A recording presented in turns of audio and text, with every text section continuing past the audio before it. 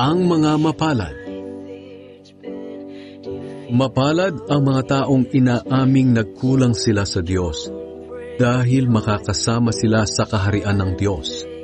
Mapalad ang mga naghihinagpis dahil aaliwin sila ng Diyos.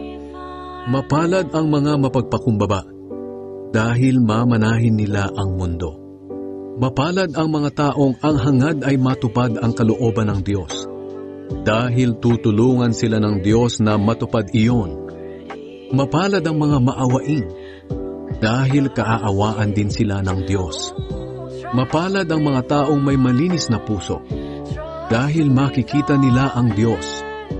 Mapalad ang mga taong nagtataguyod ng kapayapaan dahil tatawagin silang mga anak ng Diyos. Mapalad ang mga dumaranas ng pag-uusig dahil sa pagsunod nila sa kalooban ng Diyos, dahil makakasama sila sa kaharian ng Diyos. Mapalad kayo kung dahil sa pagsunod ninyo sa akin ay iniinsulto kayo, inuusig at pinaparatangan ng masama. Ganoon din ang ginawa nila sa mga propeta noong una. Kaya magalak kayo dahil malaki ang gantimpala ninyo sa langit.